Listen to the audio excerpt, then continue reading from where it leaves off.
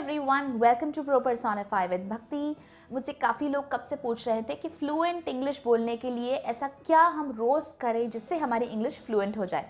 तो आज इस वीडियो में मैं आपको कुछ टिप्स बताऊंगी जो रोज़ाना प्रैक्टिस करने से आप अपनी इंग्लिश काफ़ी हद तक इम्प्रूव कर सकते हैं। तो देखिए इस पूरे वीडियो को एंड तक। चलिए शुरू करते हैं।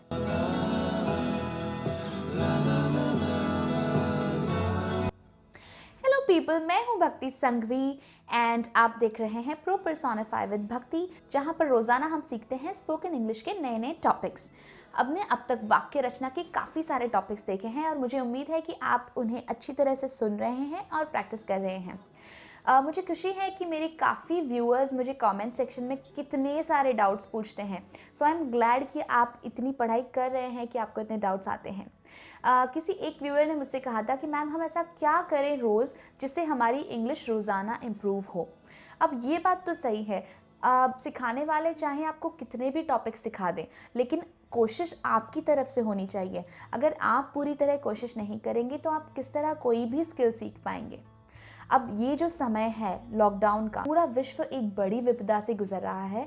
हम एक ऐसे समय से गुजर रहे हैं जहां हमें एक दूसरे का साथ देना है घर पर रहकर, और घर पर रहकर इस समय को हम वेस्ट भी नहीं कर सकते। तो क्यों ना हम किसी एक स्किल को उठाएं जो भी हमारी फेवरेट हॉबी हो या कोई बरसों का मन में ख्वाब बसा हुआ हो कि मुझे ये सीखना था, मुझे वो सीखना था, चाहे वो स्पोकन इंग्लिश ही क्यों ना हो। तो किसी एक स्किल को उठाकर हम उसे पॉलिश करें। किसी भी स्किल को, वैसे भी जब भी हमें कुछ सीखना होता है तो हम उस एक चीज़ पर जब पूरा ध्यान केंद्रित करते हैं, पूरा फोकस लगाते हैं, तभी हम उस चीज़ को अच्छी तरह से सीख पाते हैं।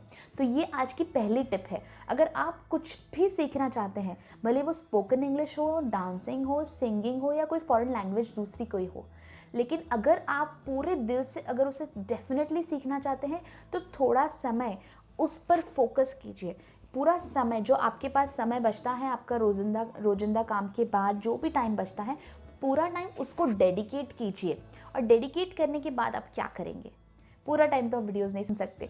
डेफिनेटली मेरे सारे वीडियोस को शुरू से लेके एंड तक बार बार सुनिए, राइट फ्रॉम फोनिक्स। मैंने फोनिक्स के 3 लैंग्वेजेस में वीडियोस बनाए हैं, हिंदी, मराठी और गुजराती।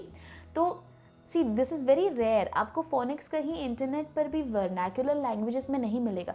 मैंने ऐसा इसलिए किया है ताकि हर लैंग्वेज के बंदे अपनी अपनी भाषा में समझने का प्रयत्न कर सके। फोनिक्स इम्पॉर्टेंट इसलिए है क्योंकि उससे आप शब्दों के, अक्षरों के उच्चार को अच्छी तरह से सीख पाएंगे। काफ़ी लोग ऐसे होते हैं जो इंग्लिश बोल भी लेते हैं, चलो उनको इंग्लिश आ भी जाती है, बट वो कॉन्शियस हो जाते हैं कि मेरा प्रोनाउंसिएशन गलत हो जाएगा, लोग मुझ पर हंसेंगे। तो ये जो प्रोनाउंसिएशन की दिक्कत है ये फोनिक्स से सॉल्व हो जाती है। और सारे लोग तो महंगे क्लासेस अफोर्ड नहीं कर सकते, कुछ लोगों को शर्म आती है एक एज होने के बाद फोनिक्स क्लासेस ज्वाइन करने के लिए। तो आप इस फोनिक्स के वीडियोस को भी बहुत ध्यान से सुनिए, इससे आपका उच्चार क्लियर हो जाएगा। आपको समझ आ जाएगा कि किस अक्षर का उच्चार किस तरह से करना है। तो आगे आप जब शब्द बनाओगे, आप वाक्य कहोगे, तो ये उच्चार आपकी बहुत मदद करेंगे। जब शुरू से ही जब हम कुछ चीज़ सीखते हैं तो उसे बेसिक से क्लैरिफाई करके सीखना एडवाइजेबल होता है। एटलीस्ट मैं ऐसा सोचती हूँ कि अगर आपने कुछ सीखना है तो उसका फाउंडेशन क्लियर होना चाहिए। इसीलिए मैंने फोनिक्स के वीडियोस बनाए थे। आगे हमने वाक्य रचना के भी काफ़ी सारे वीडियोस बनाए हैं, आप उन्हें भी ध्यान से सुनिए। और जो मैंने फॉर्मूलाज अलग अलग बताए हैं उनकी प्रैक्टिस कीजिए, उस तरह से और वाक्य बनाइए। अब प्रैक्टिस के लिए आप क्या कर सकते हैं? बहुत कॉमन बात है, हॉलीवुड मूवीज़ जब यहाँ इंडिया में पब्लिश होती हैं तो उनका डब्ड वर्जन भी निकल आता है हिंदी में। एंड गेम है, एवेंजर्स की कितनी सारी मूवीज़ हैं, इनफैक्ट कितनी सारी फॉरेन मूवीज़ हैं, बच्चों की मूवीज़ भी होती है, एनिमेटेड मूवीज़ भी होती है, सिम्बा है, अलादीन है, कितनी मूवीज़ है। तो आपको जिस भी जॉनर की मूवी पसंद है, यानी जिस भी टाइप की मूवी पसंद है, उस मूवी को आप देख लीजिए, हिंदी में देख लीजिए, फिर उसी मूवी को आप इंग्लिश में देखिए, फिर अगेन उसे हिंदी में देखिए, फिर उसे इंग्लिश में देखिए। इससे आपको वो 2, ढाई, 3 घंटे की मूवी में जितने सारे शब्द और वाक्य बोले जा रहे हैं, आपको ट्रांसलेशन मिलता रहेगा। इससे आप काफ़ी हद तक वर्ड्स पहचानने लगेंगे। ये सारी चीज़ों में एप्लीकेबल नहीं है क्योंकि एंड गेम ही ले लीजिए, इसमें काफ़ी सारे फ़नी एग्जाम्पल्स दिए गए हैं। हिंदी डब वर्जन जो है वो बहुत ही ज़्यादा फ़नी बनाया गया है। हालांकि आप मीनिंग समझ जाएंगे मूवी का, और इससे थोड़ी बहुत लैंग्वेज समझने में तो आपको मदद हो जाएगी। सेकेंडली, आप बुक्स रीड कर सकते हैं। भले बड़ी बड़ी बुक्स रीड ना कीजिए, न्यूज़पेपर रीड कर लीजिए, उसका कोई छोटा सा आर्टिकल रीड कर लीजिए, कोई चुटकुला रीड कर लीजिए। सबसे बेस्ट, छोटे बच्चों की स्टोरी बुक्स रीड कीजिए। छोटे बच्चों की यानी लिटरली प्ले ग्रुप या जूनियर सीनियर फर्स्ट स्टैंडर्ड के बच्चों की जो स्टोरी बुक्स होती है बेसिक लेवल की, उसकी इंग्लिश बहुत ही सिंपल और बेसिक होती है। वो समझने में आसान होती है और आपका उससे कॉन्फिडेंस बढ़ेगा। जब हम कुछ कंप्लीट करते हैं, जब हम कुछ कर पाते हैं, तो हमारा कॉन्फिडेंस बढ़ता है नेचुरली। तो वो छोटी छोटी स्टोरीज जब आप पढ़ पाएंगे तो आपका कॉन्फिडेंस और बढ़ेगा और आपका मन और करेगा कि आप और ज़्यादा इंग्लिश में बात करें। जब आप स्टोरी बुक पढ़ेंगे या न्यूज़पेपर पढ़ेंगे या कोई भी बुक पढ़ते होंगे, तो उसमें कुछ ऐसे शब्द आएंगे जो शायद आपके समझ में ना आए। डेफिनेटली न्यू शब्द तो आप सीखेंगे। उस वक्त हम सबके पास स्मार्टफोन हो रहा है। अगर इस वक्त आप मुझे वैसे भी यूट्यूब पे देख रहे हो तो डेफिनेटली आपके पास स्मार्टफोन है। आप गूगल खोलिए और उसके अंदर डिक्शनरी टाइप कीजिए और उसके अंदर आपका वर्ड टाइप कीजिए। टाइप नहीं कर सकते, ये भी मुश्किल है, तो वर्ड बोल दीजिए। प्रोनाउंस करना नहीं आता तो स्पेलिंग बोल दीजिए। वो गूगल का जो सर्च टूल है आपकी स्पेलिंग भी समझ लेगा।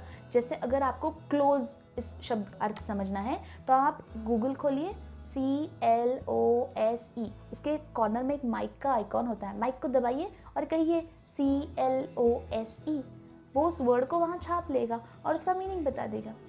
जब डिक्शनरी खोलेंगे तो आप देखेंगे कि गूगल की ये जो डिक्शनरी है उसमें एक स्पीकर का आइकॉन बना हुआ है। उस स्पीकर के आइकॉन को आप प्रेस करेंगे तो वो आपको उच्चार भी बताएगा वर्ड का, कि उस वर्ड को कैसे प्रोनाउंस करना है। तो काफ़ी सारे टूल्स और काफ़ी सारे साधन अवेलेबल हैं इंटरनेट पर, अगर आप सच में सीखना चाहते हैं तो।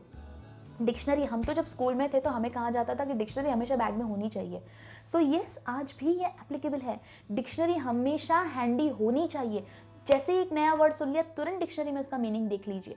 जब आप किसी शब्द पर थोड़ा गौर करेंगे, उसका अर्थ फाइंड आउट करेंगे, उसके आसपास और भी चीज़ें लिखी होंगी उस वर्ड को लेकर, उतना सब कुछ पढ़ेंगे तो डेफिनेटली आपको वो वर्ड याद रह जाएगा।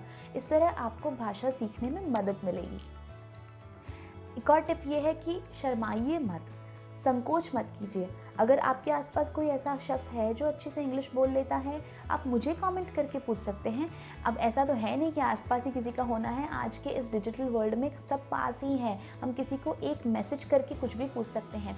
So yes, I am available any time. आप मुझे यूट्यूब के चैनल में कमेंट बॉक्स में अपने सवाल पूछ सकते हैं। छोटा सा ही सवाल क्यों ना हो, मैंने ये कहा ये सही है या नहीं, ये छोटा सा वर्ड है गलत है या सही है, छोटी सी भी बात पूछ सकते हैं, या अपने किसी पहचान वाले को भी पूछ सकते हैं।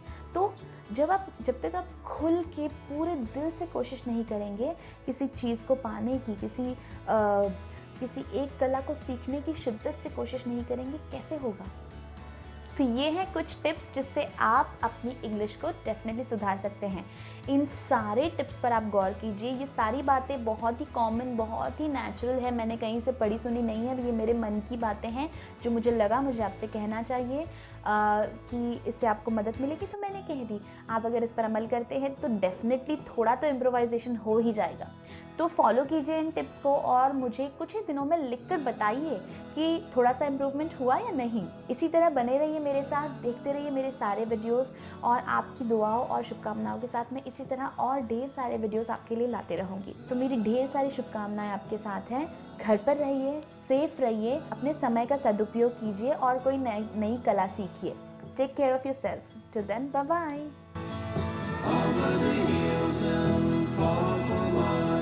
She's waiting for love.